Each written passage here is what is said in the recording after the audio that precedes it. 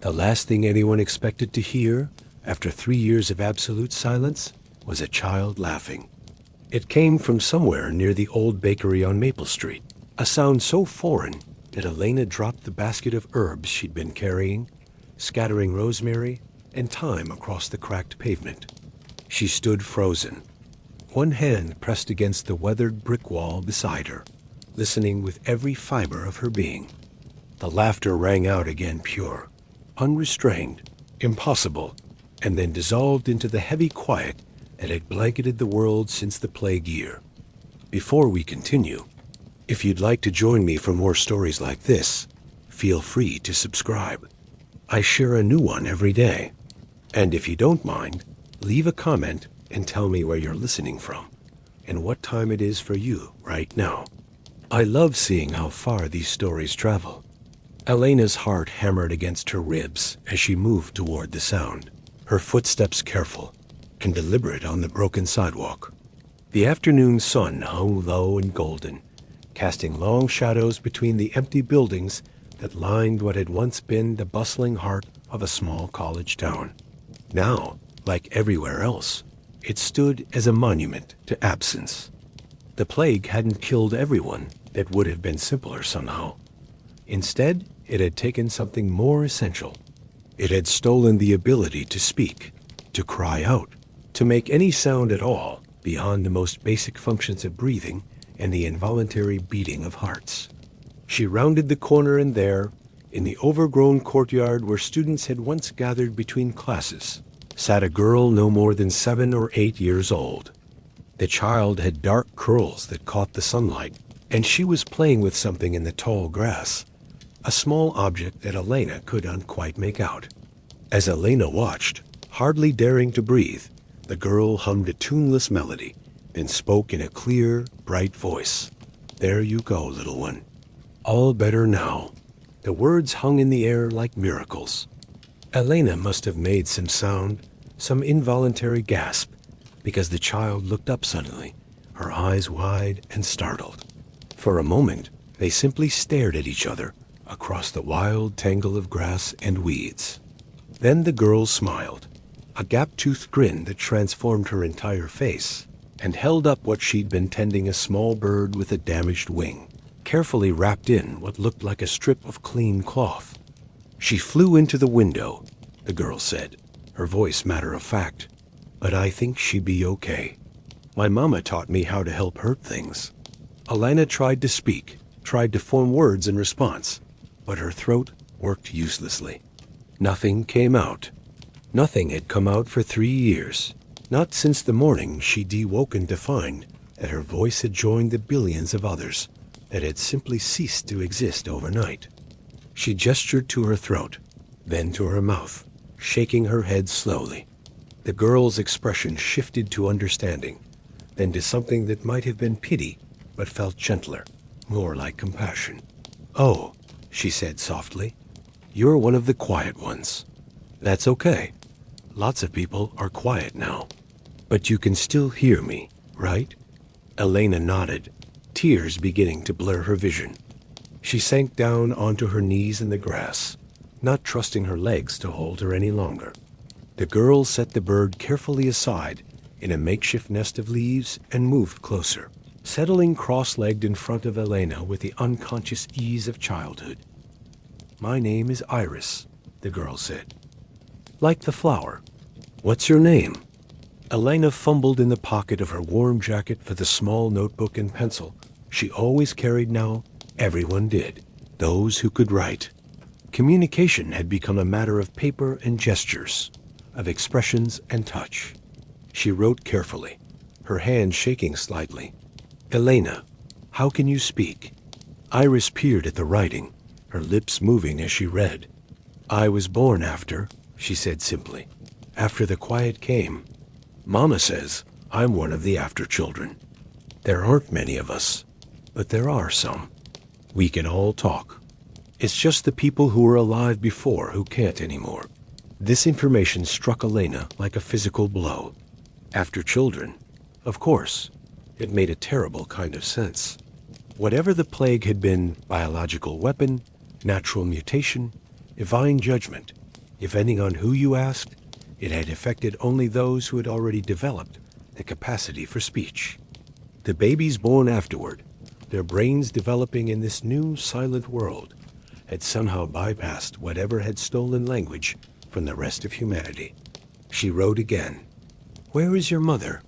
Iris's expression clouded. "She died last winter. The fever." She said it with the flat acceptance of a child who had known too much loss too young. "But before that, she taught me everything. How to read the things people write. How to understand what people mean, even when they can't say it. How to help." Elena reached out and gently touched the girl's hand. Iris looked up at her with those remarkable eyes brown, shot through with flecks of gold, and smiled again. "Are you alone too?" she asked. The question cut deep. Elena nodded slowly. She had been alone since her husband Thomas had died in the first terrible winter after the silence fell. Not from the plague itself, but from the despair that had consumed so many once they realized their voices were truly gone. He had simply stopped eating, stopped trying, stopped wanting to exist in a world without words. She had tried everything to keep him with her, but in the end, the silence had swallowed him as surely as it had swallowed sound itself. "Then maybe we can be alone together," Iris suggested with the simple wisdom of children. "It's better that way. Mama always said that people need each other, especially now. That just because we can't talk to each other the old way doesn't mean we can't still be family." Elena felt something crack open inside her chest, something that had been frozen and closed for so long.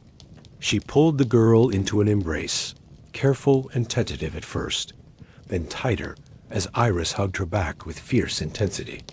They stayed that way for a long moment, two survivors holding onto each other in the golden afternoon light, while the injured bird rustled in its nest of leaves and the world held its breath around them.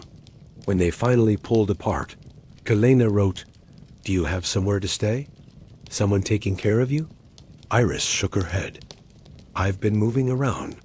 People are nice, mostly. They give me food sometimes, and places to sleep. But nobody's really.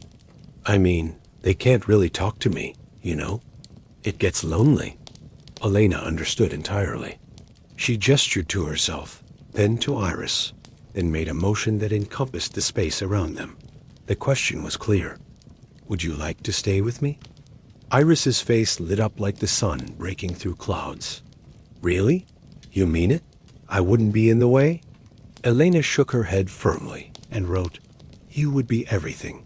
And so it began, this unlikely partnership between a woman who had lost her voice and a child who had never known the world before the silence. They gathered up the injured bird. Iris insisted on bringing it, promising to release it once it could fly again. And Elena led the way back to the small house on the edge of town where she had been living alone for the past year. It wasn't much, just a modest cottage with a garden that Elena had managed to keep producing vegetables and herbs through careful attention and the knowledge she gained from years of teaching botany at the now empty college. But it was clean and safe and warm, with books lining the walls and windows that caught the morning sun. Iris moved through the rooms with wonder, touching things gently, as if she couldn't quite believe they were real. "Is this all yours?" she asked, her eyes wide as she took in the shelves of books, the comfortable furniture, the kitchen with its store of preserved foods. Elena nodded and showed her to the small bedroom that had once been meant for a child that she and Thomas had never had. There was a bed with a faded quilt, a dresser, and a window that looked out over the garden. Iris set the bird's makeshift nest on the dresser with infinite care, then turned to Elena with tears streaming down her cheeks. "Thank you," she whispered. "Thank you so much." Elena pulled her close again, and they stood there together as the sun set beyond the window, painting the sky in shades of amber and rose. That night, Elena made them dinner, a simple meal of garden vegetables and rice, and they sat together at the kitchen table in a comfortable silence that felt different from the oppressive quiet that had ruled the world. This silence was chosen, shared, and somehow full of communication, despite the lack of words. Later, as Elena tucked Iris into bed, the girl looked up at her with serious eyes. "Can I ask you something?" Elena nodded, settling on the edge of the bed. "Do you think it will always be like this? The quiet?" It was a question Elena had asked herself countless times in the dark hours of the night. She couldn't answer with certainty, so she wrote, "I don't know, but I think we have to keep living anyway. Keep finding reasons to be here." Iris read the words carefully, then nodded. "I guess you're right. And now we have each other, right? That's a reason." Elena felt her eyes burning with tears again. She smoothed the girl's dark curls and wrote one more thing. "Yes, that's exactly right." The days that followed fell into a rhythm that felt both strange and natural. Elena woke each morning to the sound of Iris's voice singing in the garden, talking to the bird as she fed it water through a small dropper, narrating her activities as she helped with chores. For Elena, who had lived in silence for so long, the constant presence of speech was initially overwhelming. But gradually she came to treasure it, to feel it as a kind of music that filled the empty spaces in her life. Iris proved to be remarkably self-sufficient for her age, though Elena could see the gaps in her education. The girl could read and write at a basic level, thanks to her mother's teaching, but there was so much she didn't know. So Elena began to teach her, using books and writing and the occasional field trip into the ruins of the college campus. She showed Iris the names of plants and how to identify them, how to understand the basic principles of science and mathematics, how to think critically about the world around her. In return, Iris taught Elena things she had forgotten or never known. She taught her how to play again, how to find joy in small things, the way sunlight caught in a spider's web, the perfect smoothness of a river stone, the satisfaction of making something grow. She taught her that communication went far beyond words, that a smile or a touch or a shared silence could say everything that needed to be said. The injured bird, which Iris had named Hope, with the straightforward literalism of childhood, recovered slowly. They watched its progress together, Iris chattering about what she observed, while Elena took notes and showed her drawings of bird anatomy from her old textbooks. The day Hope finally flew from window ledge to dresser to bedpost, Iris cheered so loudly that Elena actually laughed. The sound emerging is nothing more than a breath of air, but feeling like laughter nonetheless. "She's almost ready," Iris said, her voice mixing triumph and sadness.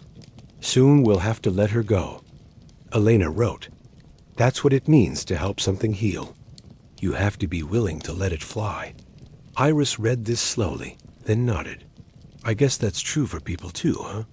Elena wasn't sure if the girl meant herself, or was speaking more generally, but she nodded anyway. It seemed like wisdom worth affirming. As spring deepened into early summer, they began to venture farther from the house. Elena had avoided other people for the most part, finding the silent interactions exhausting and sad. But with Iris beside her, things were different. The girl's voice seemed to draw people like flowers drew bees. They would hear her talking and emerge from their homes and hiding places, faces hungry for the sound of language. The first time it happened, they were walking through the town square when an older man stepped out of the post office building. He was thin and weathered, his clothes carefully mended, and when he heard Iris singing a song her mother had taught her, he stopped dead in his tracks. Elena saw the tears start rolling down his weathered cheeks, even before Iris noticed him. "Hello," Iris said brightly, with the fearlessness of a child who had been taught to see the good in people. "My name is Iris. What's yours?" The man fumbled for paper and pencil, his hands shaking. He wrote, "Marcus." "I haven't heard a human voice in so long. Could you just keep talking about anything?" Iris looked to Elena, who nodded encouragingly. So the girl did exactly that. She told Marcus about Hope the bird, about Elena's garden, about the book they had been reading together, a story about a brave rabbit who went on adventures. Marcus stood there drinking in every word, his expression one of mingled joy and sorrow. And when Iris finally paused for breath, he pressed his hands together in a gesture of gratitude so profound it needed no translation. After that, it became their routine. Several times a week, they would walk into town, and Iris would speak to whoever was there reading aloud from books, describing what she saw, asking questions and waiting patiently while people wrote their answers. Elena watched her young charge bring life back into faces that had forgotten how to hope, and she marveled at the simple power of a childish voice in a world that had forgotten what sound meant. But there were complications too. Not everyone saw Iris as the blessing Elena did. There were some who looked at the after-children, the handful who had emerged in the years since the silence, with suspicion or even fear. They blamed them for being different, for having what had been taken away, for serving as a constant reminder of all that had been lost. Elena first witnessed this prejudice on a hot afternoon when she and Iris were at the Farmer S Market that had sprung up in the old grocery store parking lot. They were bartering vegetables from Elena's garden for other supplies when a woman Elena didn't recognize approached them. She was middle-aged, hard-faced, and she pointed at Iris with something like accusation in her eyes. She wrote on a slate board she carried, "That child shouldn't be here. It's not natural. None of them should be allowed to speak. It's an insult to the rest of us." Elena felt anger surge through her, hot and protective.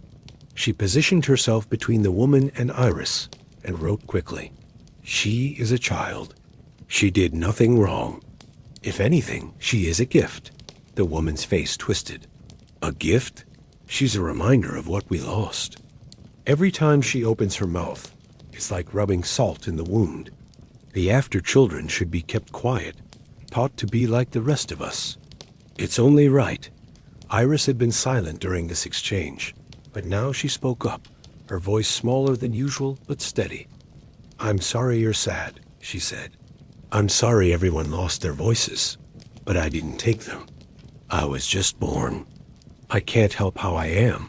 The woman's expression faltered for a moment, something almost like shame crossing her features.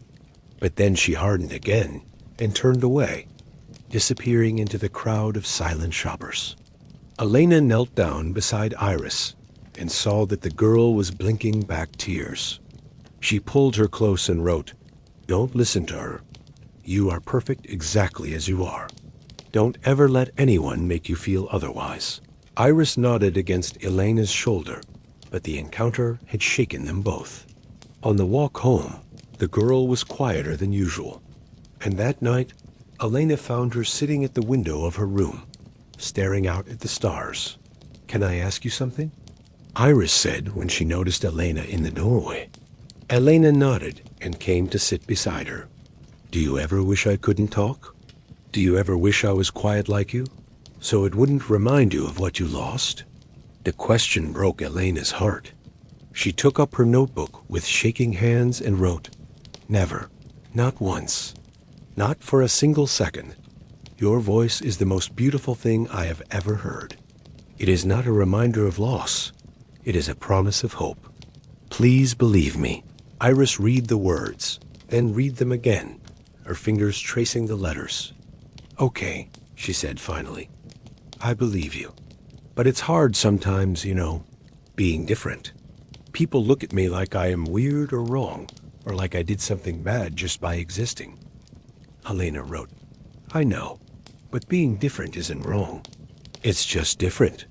And the people who can't see how special you are, that's their loss, not yours." They sat together in the starlight, and eventually Iris leaned her head against Elena's shoulder.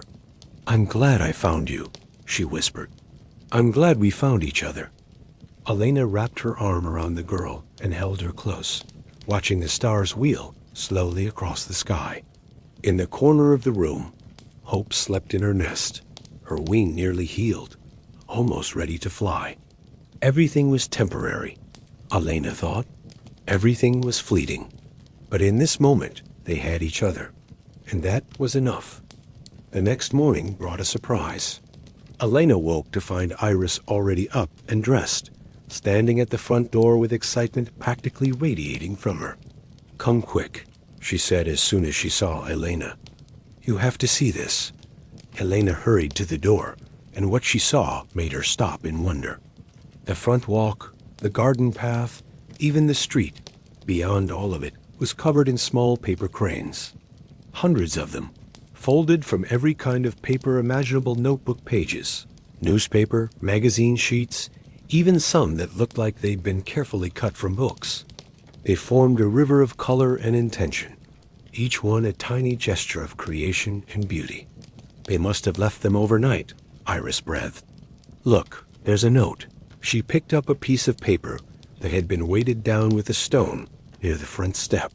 Elena took it and read, "For the woman and the child who remind us what we're fighting for.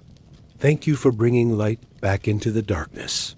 There was no signature, but when Elena looked up, she saw curtains twitching in windows across the street, saw figures standing in doorways. Marcus was there, his hand raised in a wave. The woman who ran the fabric shop was there, smiling.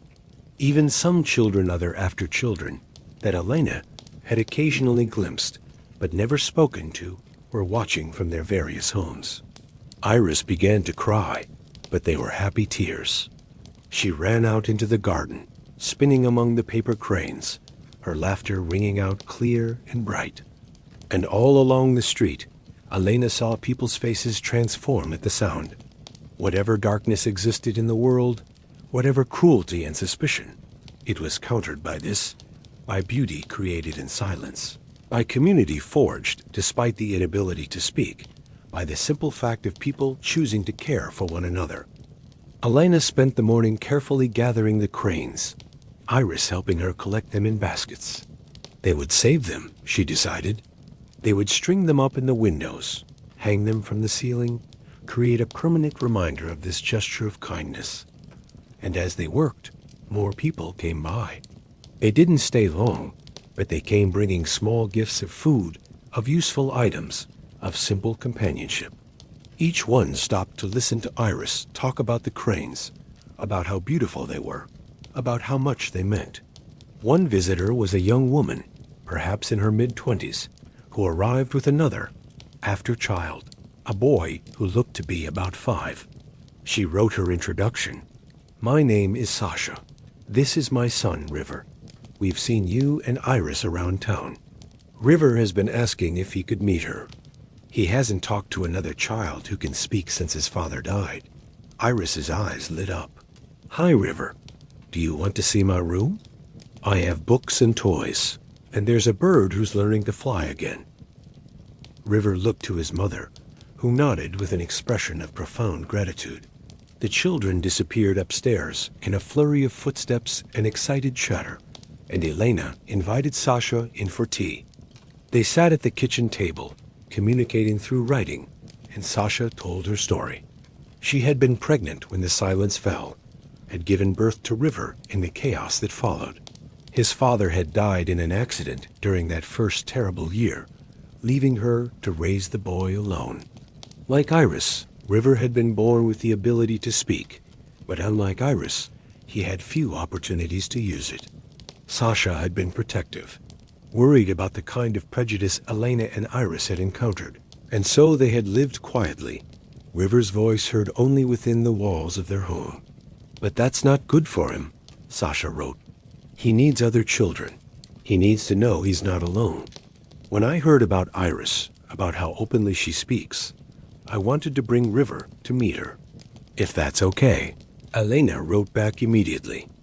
"More than okay. Iris needs friends too. She needs to know there are others like her. Please, come back any time. Both of you." Upstairs, they could hear the children's voices, Iris explaining something about the bird, River's higher voice asking questions, both of them laughing. The sound was extraordinary. Elena had heard Iris laugh many times, but hearing it joined with another child's voice created something entirely new, a harmony, a promise, a glimpse of what the future might hold if the after children could find each other and build something new. Sasha stayed for hours, and when she and River finally left, It was with promises to return the next day. "There are others," she wrote before she left. "Other after children in the region. Maybe we should try to bring them together. Create a community for them." The idea took root in Alana's mind and grew quickly. A community. A place where the after children could be themselves, could speak freely, could learn and play and grow together. She stayed up late that night, mapping out possibilities, thinking through logistics. They would need a central location, a way to contact the scattered families, some kind of structure or organization. The next morning, she presented the idea to Iris, who received it with enthusiastic approval. "Yes, oh yes, that would be wonderful. River and I could play together all the time. And maybe there are other kids who could teach me things, and I could teach them things." And she broke off, breathless with excitement. Elena wrote, "Then let's make it happen. But we'll need help. We'll need the whole community to support this." And so began a new chapter in their lives. Elena and Sasha worked together to spread the word, using the communication networks that had developed in the years. Since the silence bulletin boards in central locations, messages passed from hand to hand, sketches and symbols that conveyed meaning across the barriers of speechlessness. They were looking for after children and their families, they explained. They were creating a gathering place, a school of sorts, a community center. The response was remarkable. Within 2 weeks, they had identified 15 after children within a day's travel of the town. Some were being raised by parents who had survived the silence. Others, like Iris, were orphans being cared for by adoptive families or kind strangers. Still others were being raised collectively by small communities that had banded together in the aftermath of the plague. They decided to hold the first gathering on a Saturday in early June in the old community center building that had stood empty since the silence fell. Elena and Sasha spent days preparing the space, cleaning it out, arranging areas for different activities. Other townspeople helped, caught up in the momentum of this new project. Even some who had initially been suspicious of the after children seemed moved by the vision of giving these young ones a place to belong. The day of the gathering dawned bright and clear.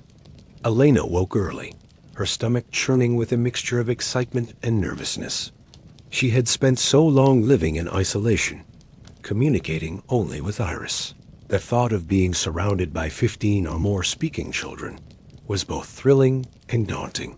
Iris, predictably, had no such qualms. She was up before dawn, dressed in her nicest clothes, practically vibrating with anticipation. "Do you think they'll like me?" she asked Elena over breakfast. "Do you think we'll all be friends?"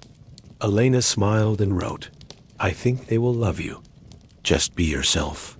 They arrived at the community center an hour before the scheduled start time, wanting to be there to greet each family as they arrived.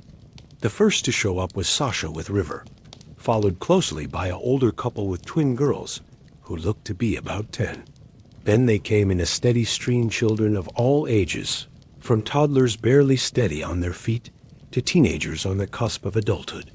Each one arrived with the ability to speak, and as the room filled with their voices, it created a sound unlike anything Elena had heard since the silence began.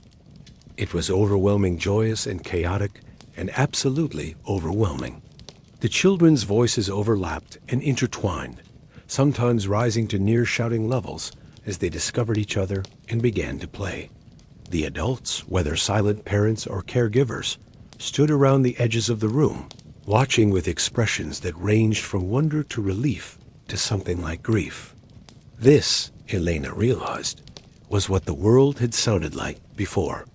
This cacophony of voices, this noise and life and unrestrained communication. Iris was in her element, moving from group to group, introducing herself and asking questions and sharing stories. Elena watched her young charge bloom in the presence of her peers, saw her confidence grow as she realized she wasn't alone, wasn't strange, wasn't the only one.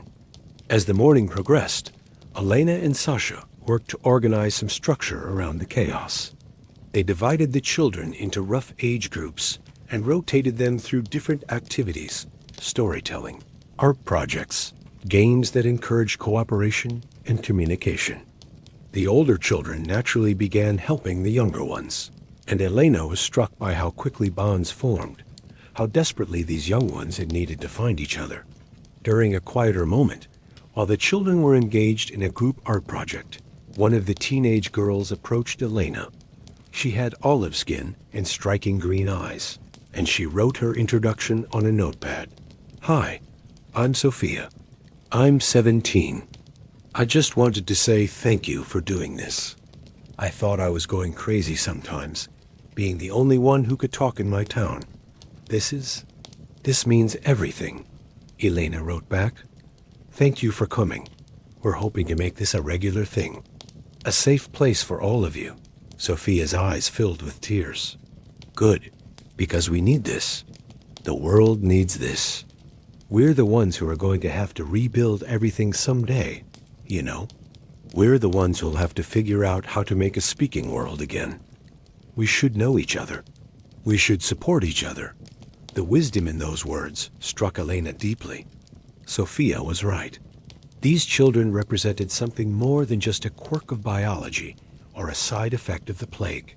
They represented the future, a future in which human voices would once again fill the world. They needed to be prepared for that responsibility, needed to be connected and educated and strong. As the day wore on, Elena found herself making mental notes of everything they would need to do to make this community truly functional. They would need regular meetings, educational programs, ways for the children to stay connected between gatherings. They would need to teach them not just academic subjects, but also the history of what had happened, why the silence had come, what it meant to be the bridge between the world that was and the world that would be. When the gathering finally wound down in the late afternoon, families began to drift away with promises to return the next month. Elena and Iris stayed to help clean up, joined by Sasha, River, and a few others. As they worked, Iris suddenly tugged on Elena's sleeve. "Look," she said, pointing to the window. Elena turned to see what had caught the girl's attention. Outside, in the golden light of the late afternoon sun, two of the after children, a boy and girl who looked to be about 12, were teaching a group of silent adults a clapping game, the kind children had played for generations. The adults were trying to follow along, their faces lit with concentration and joy, while the children called out the rhythm and the pattern. It was such a simple thing, but it hit Elena like a revelation. This was what they were building, not just a community for the after children, but a bridge between the silent and the speaking, a way for both groups to connect and learn from each other. The children had been given the gift of voice, not to separate them from their elders, but to help heal the terrible divide that the silence had created. That night, after they had returned home and Iris had finally fallen asleep, exhausted by the excitement of the day, Elena sat at her kitchen table and began to write. Not just notes or simple messages, but something more substantial. She began to document everything: the story of the plague year, the first terrible days of silence, the slow rebuilding that had followed. She wrote about finding Iris, about the paper cranes, about the gathering of the after children. She wrote because she suddenly understood that someone needed to preserve this history. The children who could speak would need to know where they came from, what had been lost, what their parents and caregivers had endured. And perhaps someday, if voices ever returned to those who had lost them, everyone would need to understand what these years of silence had taught them.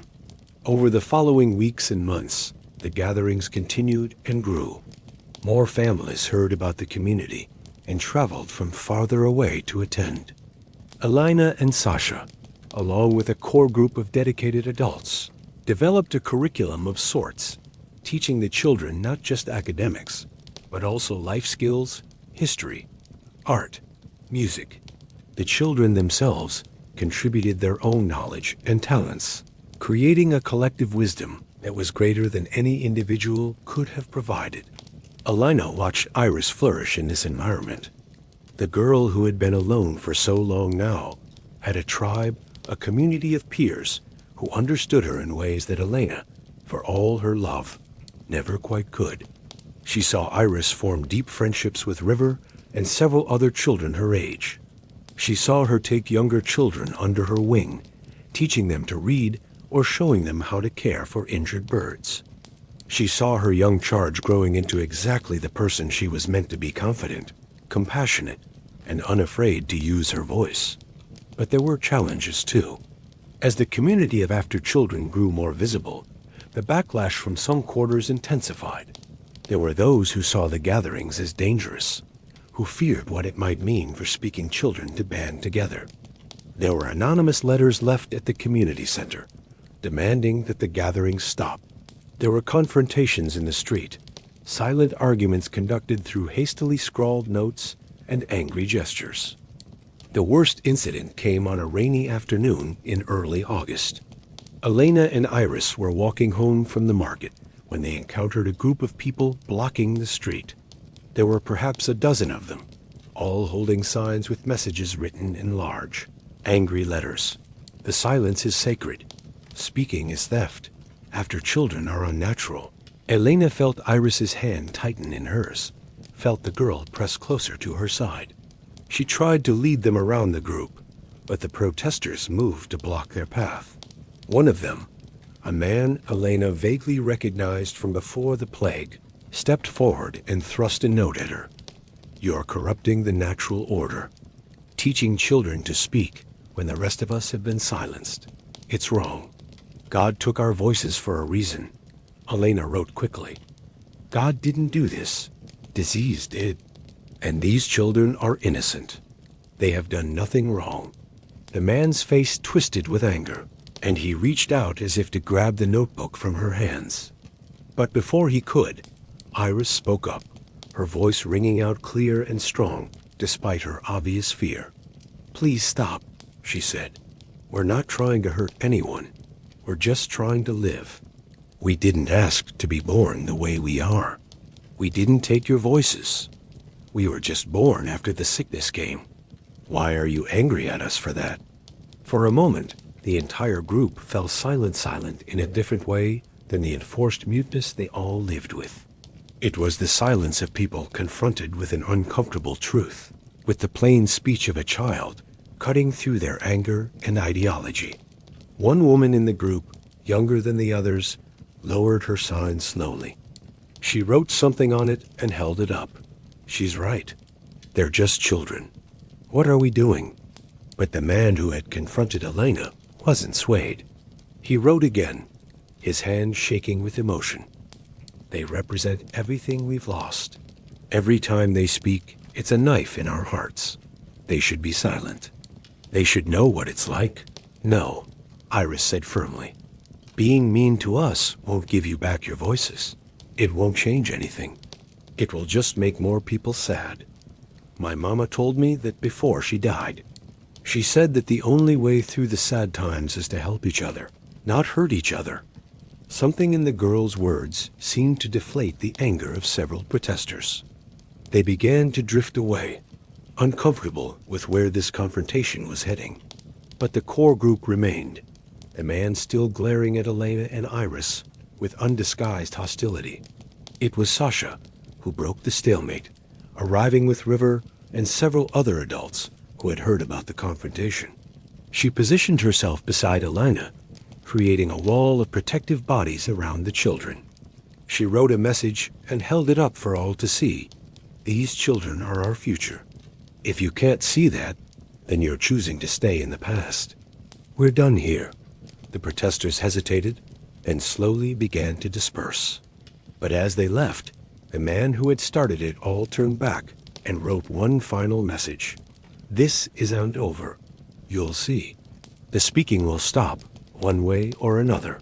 It was a threat, clear and unmistakable. Elena felt cold fear settle in her stomach, but when she looked down at Iris, the girl's face was set with determination. "We're not going to stop," Iris said quietly, speaking to Elena rather than the retreating protesters. We're not going to let them make us be quiet. That's not the answer, is it? Elena knelt down and wrote. No, it's not. We'll be careful, but we won't stop. You have every right to speak, to be heard, to exist exactly as you are. That evening, the core group of caregivers met at Elena's house to discuss what had happened and how to respond. There was talk of canceling future gatherings for safety, of keeping the children more hidden, of not drawing attention. But in the end, it was the children themselves who decided. Sophia, a 17-year-old who had thanked Elena at the first gathering, wrote a passionate argument. If we hide now, we're telling them they're right to fear us. We're accepting that we should be ashamed of who we are. I'm almost an adult. In a few years, I'll be old enough to have children of my own. Should I teach them to be ashamed too? Should I tell them to hide their voices? No, we continue. We're careful, but we continue. The other older children agreed, and eventually, so did the adults. They would increase security at the gatherings, have adults posted to watch for trouble, establish safe routes and procedures. But they would not stop. They would not let fear dictate how these children lived their lives. As summer deepened and the days grew longer and hotter, the community of after children continued to thrive despite the opposition. They held gatherings every 2 weeks now, and attendance continued to grow. Children came from farther and farther away, some traveling with their families for days to reach the meetings. Elena found herself at the center of something much larger than she had ever anticipated. She had thought she was just helping one lonely girl find her place in the world. Instead, she had become part of a movement, a shift in how the post-plague world might rebuild itself. She taught classes in biology and botany, using what had once been her academic expertise to give these children the tools they would need to understand their world. Other adults contributed their own knowledge: mathematics, literature, history, art, practical skills like farming and building and medicine. The children learned voraciously, their young minds soaking up knowledge with an intensity that reminded Alana of why she had loved teaching in the first place. But they also taught her and the other adults. They taught them about resilience, about finding joy despite circumstances, about the power of community and connection. Iris, in particular, seemed to blossom in ways Elena had hardly dared to hope for. The frightened, lonely girl who had appeared in the overgrown courtyard that spring day had transformed into a confident, compassionate young person who looked out for others and spoke her mind clearly.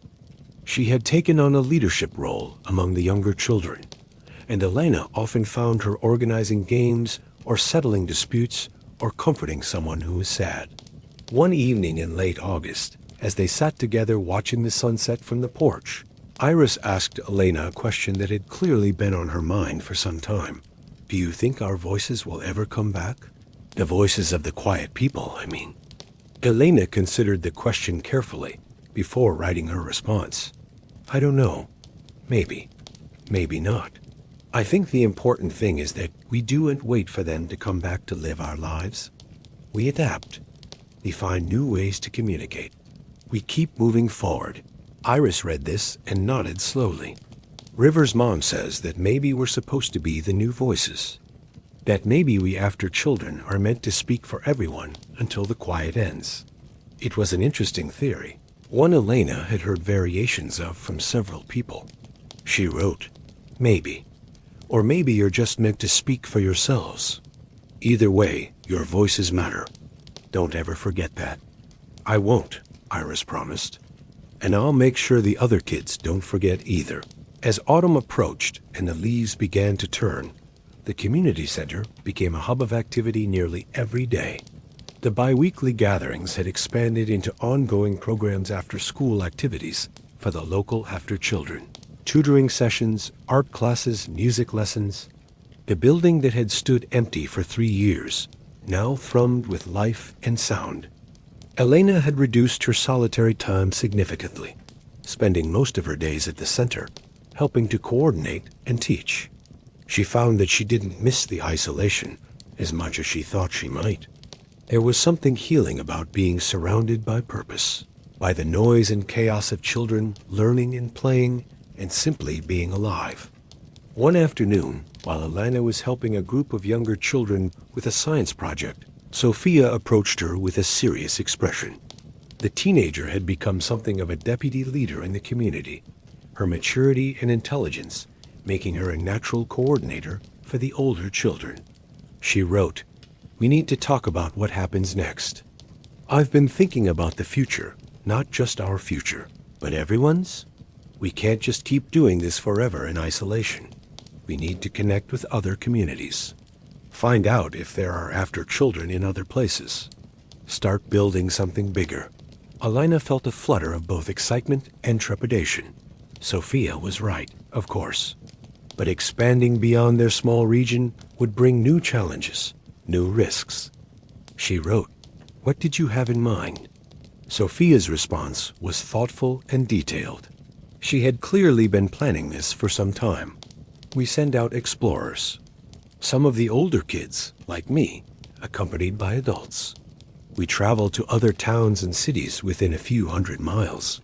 We look for other after children, other communities that might have formed. We share knowledge and resources. We create a network." It was ambitious, maybe even risky, but it was also exactly the kind of forward thinking they needed. Elena nodded slowly and wrote, "We'll need to plan carefully. Make sure everyone is safe. But yes, I think you're right. We can't stay isolated forever." Over the following weeks, they organized the first expedition. Sophia would go, along with 2 other teenagers and 3 adults, including Sasha. They would travel north first, following old maps to reach towns and small cities that might have surviving populations. They would carry letters of introduction, supplies to trade, and information about the community they had built. The night before they left, the whole community gathered for a send-off celebration. The children performed songs and skits they had created, showing off what they had learned and accomplished. Parents and caregivers looked on with pride and love, and Elena felt a swelling of emotion, so strong it almost overwhelmed her. When it was time to say goodbye the next morning, Iris hugged Sasha and River fiercely, making them promise to come back safely. Elena watched the group set off down the empty highway, a small caravan of bicycles and walking figures, and sent up a silent prayer to whatever forces might be listening to keep them safe. The days they were gone felt long and anxious. Elena threw herself into work at the center, keeping the regular programs running, teaching her classes, maintaining the structure they had built. But her mind was often with the travelers, wondering what they were finding, whether they were safe, if they had encountered other after children. They returned 3 weeks later, tired and dusty, but safe, and with remarkable news. They had found 3 other communities of after children in the towns they had visited, smaller than their own group, but functioning and eager to connect. They had also found isolated families with speaking children who had been hiding them, afraid of the kind of prejudice Elena and Iris had encountered. The travelers brought back messages, requests for information, promises of future visits. But they also brought troubling news. In one town, they had found the aftermath of violence, a community of after children that had been forcibly disbanded. The children separated from their caregivers by a group who believed that speaking children should be institutionalized and cured of their voices. The children had since been scattered, and the travelers had only been able to locate a few of them, living in hiding with sympathetic adults. The news hit the community hard. It was one thing to face isolated incidents of prejudice, quite another to learn that there were organized efforts to suppress the after children. They held an emergency meeting, all the adults and older children gathering to discuss what this meant and how to respond. "We can't ignore this," Sophia wrote, her handwriting sharp with anger. "Those children deserve to be free. They deserve to be able to speak. We need to help them." "But how?" Another adult wrote. "We can barely protect our own. How do we protect children in another town?" The debate went on for hours, passionate and painful. In the end, They decided to do what they could offer sanctuary to any after children who could reach them, send messages of support to the scattered communities, begin documenting these cases of persecution in the hope that someday someone would be able to hold the perpetrators accountable.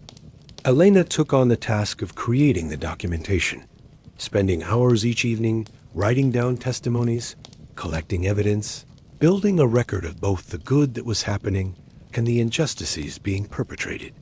It was heavy work, emotionally draining, but she felt it was important. Someone needed to bear witness. Someone needed to remember. As autumn deepened into winter, the community continued its work with renewed urgency. They sent out more expeditions, finding more scattered groups of after children, more families in need of support. The network that Sophia had envisioned began to take shape, a loose confederation of communities, connected by shared experience and mutual support. Iris turned 9 in November, and Elena organized a birthday celebration at the community center. Nearly 100 people came after children and their caregivers from across the region. There was music and food and laughter, and watching Iris blow out the candles on her cake, surrounded by friends and chosen family, Elena felt a profound sense of gratitude. Later, as they walked home together through the first snow of the season, Iris slipped her hand into Elena's. "Thank you," she said softly, "for everything, for taking me in, for helping me not be alone, for making all of this possible." Elena stopped walking and knelt down so she was eye level with the girl. She pulled out her notebook and wrote carefully, "I should be thanking you. You gave me a reason to keep going. You reminded me that there is still beauty and hope in the world. You made me part of something bigger than myself. So thank you, my dear girl. Thank you for finding me that day." Iris threw her arms around Elena's neck and held on tight. They stood that way for a long moment, snow falling gently around them. Two souls who had found each other in the vast silence and created something beautiful together. The winter was hard, as winters always were in the post-plague world. Resources were scarce, travel was difficult, and everyone hunkered down to survive the cold months. But the community persisted. They held smaller, more frequent gatherings at the center, keeping the children connected and engaged even when the weather made long journeys impossible. Elena used the quieter winter months to work on her documentation project, expanding it into something more comprehensive, a history of the plague years from the perspective of those who had lived through them. She interviewed dozens of people, collecting their stories of how the silence had come, what they had lost, how they had survived. She wrote down the testimonies of the after children, their experiences of being born into a world without spoken language, their struggles and triumphs. And slowly, through this work, a pattern began to emerge. The after children were distributed randomly across the population. They were more common in areas where people had banded together, where communities had formed quickly after the plague. They were rare in places where survivors had isolated themselves, living alone or in small, disconnected groups. Elena shared this observation with Sasha and Sophia, and they discussed what it might mean. "Maybe it's about hope," Sasha wrote. "Maybe when parents had hope, when they thought there was a future worth bringing children into, that's when after children were born. When people gave up, when they stopped believing in tomorrow, maybe that's when the birth stopped altogether." It was speculation, impossible to prove, but it felt true in a deep way. Hope as a catalyst for new life, for new voices, for the continuation of the human story. It was a beautiful thought, one that gave shape and meaning to the randomness of who had been born speaking and who had been born silent, or not born at all. As winter began to give way to early spring, hope took on new relevance. Because after 3 years of absolute silence among the adults, something impossible happened. It started with Marcus, the old man who had been one of the first to hear Iris speak. Elena and Iris were visiting him one afternoon, bringing him supplies and sitting with him for a while as they often did. Iris was chattering away, telling him about a book she'd been reading, when Marcus suddenly made a sound. It wasn't much, just a small, choked noise, like someone trying to speak, but not quite managing it. But it was sound. It was an attempt at voice. Iris stopped mid-sentence, her eyes going wide. Marcus looked equally shocked, his hand flying to his throat. He tried again, and this time a single word emerged, rough and broken, but unmistakable. Please. Elena felt the room tilt around her. It wasn't possible. Voices didn't come back. They had been gone for 3 years, and everyone had accepted that they were gone permanently. But here was Marcus, speaking or trying to speak, his voice rusty and uncertain, but definitely there. Over the next few days, they discovered that Marcus wasn't alone. A handful of other people in the town began to report similar experiences. Sounds emerging, words forming, voices returning in fits and starts. It was inconsistent and unpredictable, and many people still remained completely silent. But the fact that it was happening at all was revolutionary. The community center became the focus of intense interest as people gathered to share their experiences, to try to understand what was happening. Elena documented everything, noting patterns and commonalities. What she found was striking. The people whose voices were returning, even partially, were almost all people who had spent significant time around the after children. They were caregivers, teachers, community members who had embraced the speaking children rather than fearing or resenting them. Sophia wrote out the theory they were all beginning to consider.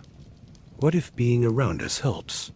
What if hearing human voices regularly, being part of a speaking community, somehow helps people reconnect with their own ability to speak? It seemed impossible, more like magical thinking than science. But Elena couldn't deny the correlation. She began conducting more systematic observations, tracking who was regaining voice and who wasn't, looking for patterns. What she discovered was that the return of voice was indeed linked to exposure to the after children, but not in the way she initially thought. It wasn't just about hearing speech. It was about connection, about genuine communication and relationship. The people whose voices were returning were those who had truly embraced the after children, who had learned to communicate deeply despite the language barrier, who had built real relationships across the divide of speech and silence. Marcus, for instance, had spent hours with Iris over the past months, listening to her read to him, teaching her skills he had learned. In his long life, building a genuine grandparent-grandchild relationship, despite never being able to speak to her directly. Until now, the implications were staggering. If connection could restore voice, if relationship could heal what the plague had taken, then everything they had been doing, building community, fostering bonds between the after children and the silent adults, was more than just emotionally valuable. It was literally therapeutic. Word spread quickly beyond their small town. Other communities began reporting similar phenomena, voices returning in fits and starts to people who had surrounded themselves with the speaking children. The network of after children communities became a network of hope, of potential healing, of the possibility that the silence might one day truly end. But with this hope came new dangers. The same people who had opposed the after children now became more vocal in their opposition.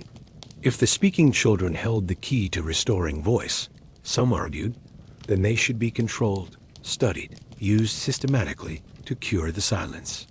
They shouldn't be allowed to just live freely, but should be organized, regulated, made to serve the greater good. Elena found these arguments chilling. They reduced the after children to tools, to means rather than ends in themselves.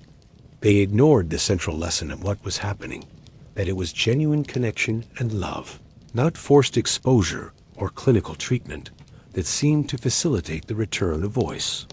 The tension came to a head on a cold morning in early March. Elena woke to find a group of officials from the regional government standing outside her house. They had papers, credentials, documentation claiming authority to regulate the after children community and implement a mandatory treatment program. Iris was still sleeping when they knocked on the door, and Elena made the quick decision not to wake her. She went outside alone, closing the door firmly behind her, and faced the officials with her notebook ready. Their spokesman wrote his message with bureaucratic precision. We're here to inform you that all after children must register with the government and participate in our voice restoration program. This is for the good of everyone. Those who refuse to cooperate will be taken into protective custody. Elena felt ice flood her veins. This was exactly what had happened in the town Sophia had found, the community that had been forcibly disbanded. She wrote quickly, "These children are not property. They are not tools. They are human beings with rights. You have no authority to take them." The spokesman's face hardened. "We have every authority. In times of crisis, the government has the power to act for the common good. These children represent a resource that could help millions of people. Their individual freedom is less important than the restoration of society." Elena heard the door open behind her and turned to find Iris standing there, still in her pajamas, her face pale but determined. Before Elena could stop her, the girl stepped forward. "No," Iris said clearly. "You don't get to do this. We're not a resource. We're people. And if you try to take us, if you try to force us, you'll never get your voices back. Because that's not how it works. The voices come back through love, through connection, through treating us like we matter, not through force, not through control." The officials looked taken aback by the child's directness. The spokesman started to write a response, but Iris wasn't finished. "My friend Marcus got his voice back because he cares about me, because he spent time with me and listened to me and treated me with kindness. Your program won't work because you don't care about us. You just want to use us. And people can tell the difference." Something in her words seemed to strike home. One of the other officials, a younger woman, stepped forward and wrote her own message. "She's right. This approach is wrong. We can't force healing. We can't mandate connection." The spokesman tried to maintain his authority, but it was clear his team was fracturing. The other officials began backing away, writing their own dissents, refusing to participate in what was clearly becoming an unjust action. In the end, the group retreated, though not without warnings about future regulations and consequences. But they left empty-handed, without taking Iris or any of the other children. That evening, the community gathered at the center for an emergency meeting. The mood was tense, fearful, but also defiant. They couldn't wait for the government to become more organized, more forceful in its attempts to control the after-children. They needed to act first. Sophia presented a bold proposal. "We need to spread out, not hide, but disperse throughout the region and beyond. If the after-children are living openly in communities everywhere, not concentrated in one place, it becomes much harder to control them. We become normal, part of the fabric of society, not a special group that can be targeted."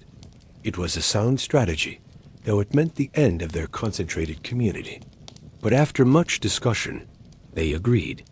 Over the following weeks, families with after-children began to relocate, spreading throughout the region, finding new places to settle, new communities to join. They stayed connected through regular communication, through the network they had built, but they were no longer concentrated enough to be an easy target. Elena and Iris had to make their own decision about whether to stay or go. Their small town had become home, but it was also known as a center for the after-children community. In the end, they decided to stay, but to become less visible, to step back from the leadership role they had taken on. It was hard, watching the community they had built scatter to the winds. But Elena took comfort in knowing that they had succeeded in their primary goal. They had shown the after-children that they weren't alone, that there were others like them, that they deserved to speak and be heard.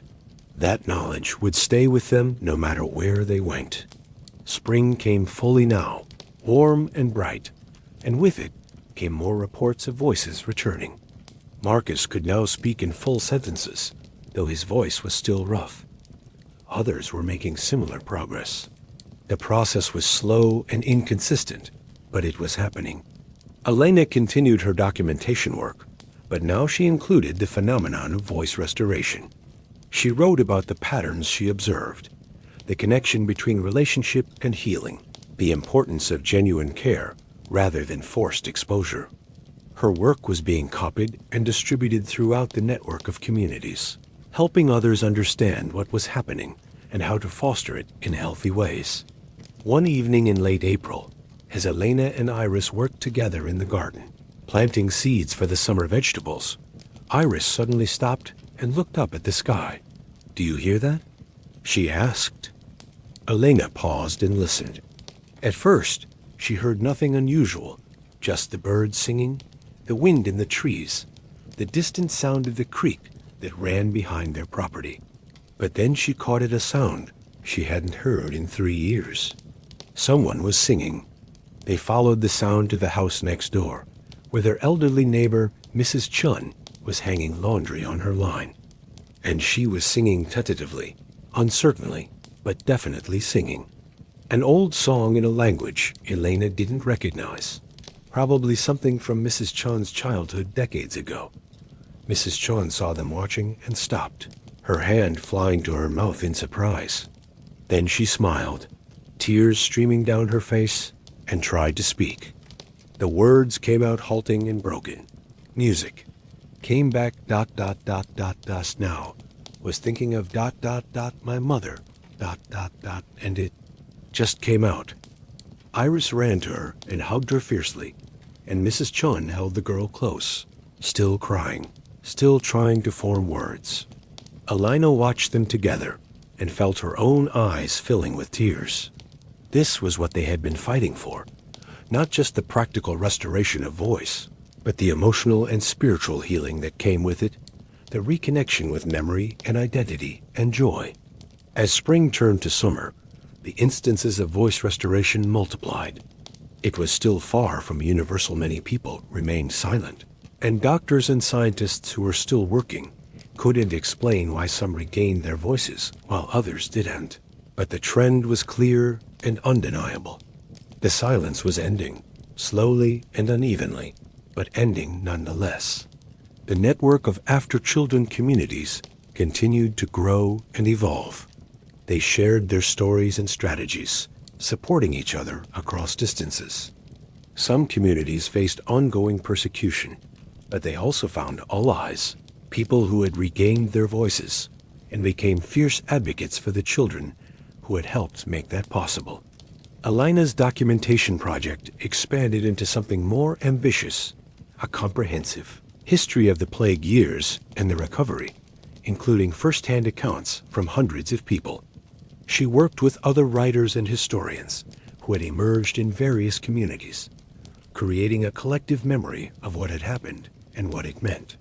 Iris, now approaching her 10th birthday, had grown into a remarkable young person. She continued her education, learning everything Elena and the other teachers in their network could offer. But she also found her own path, developing a particular interest in medicine and healing. She talked about becoming a doctor someday, about helping people, about continuing the work of connection and restoration that had defined her young life. One evening in early June, almost exactly a year after the first gathering of After Children, Elena and Iris sat together on their porch watching the sunset. It had become their ritual, this quiet time together at the end of each day. "Can I ask you something?" Iris said, her voice thoughtful. Elena nodded, her notebook ready. "Do you think you'll get your voice back someday?" It was a question Elena had asked herself many times. She considered it carefully before writing. "I don't know. Maybe or maybe not. Either way, I've learned that voice isn't just about sound. It's about connection, communication, being heard. And I have that. Through writing, through you, through this community we've built. So whether my literal voice comes back or not, I already have what matters most." Iris leaned her head against Elena's shoulder. "I think you'll get it back," she said confidently. "Because you're connected to everyone. You've helped so many people, and you listen to me every single day. If anyone deserves to speak again, It's you." Elena smiled and wrapped her arm around the girl, holding her close as the sky turned from gold to pink to purple. In the distance, she could hear voices Mrs. Chun singing in her garden, Marcus calling to someone down the street, the sound of children playing and laughing. The silence was breaking. The world was filling with sound again, not all at once, but steadily, inevitably, like spring returning after the longest winter. And whether her own voice returned or not, Elena knew she had found what she needed. She had found purpose and connection and love. She had found Iris, and through her, she had found a way to hope again, to believe in the future, to trust that humanity could rebuild what had been broken. As the stars began to appear in the darkening sky, Iris started to hum a melody, something her mother had taught her, passed down through generations. Elena closed her eyes and let the sound wash over her, the simple gift of a child's voice filling the evening air. The summer stretched ahead of them, full of promise and possibility. There would be challenges still, obstacles to overcome, setbacks and sorrows. But they would face them together, this makeshift family of two that had grown into a community of hundreds. They would continue the work of healing, of connection, of building a world where every voice spoken or written, literal or metaphorical, could be heard. And somewhere in the night, across the town and the region, and perhaps the whole world, other voices were waking up, finding their way back from the silence. One word at a time, one song at a time, one story at a time. The plague had taken so much, but it hadn't taken everything.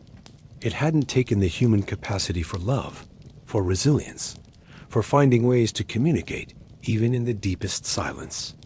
And now, slowly but surely, it was giving back what it had stolen, returning voices to those who had learned to speak in new ways during the quiet years. Elena thought about all the stories she had collected, all the testimonies and histories and memories. She thought about the children who would grow up in this changing world, who would remember both the silence and the return of sound, who would carry forward the lessons learned in both states of being. And she thought about the morning when she had first heard Iris laughing in that overgrown courtyard, how that single sound had changed everything, had set in motion all that came after. One child's voice, breaking the silence. One moment of connection, leading to community. One choice to love rather than fear, opening the door to healing. Tomorrow would bring new challenges and new opportunities. But tonight, there was just this, the girl beside her, the stars overhead, and the sound of voices rising into the summer darkness, singing the world back to life.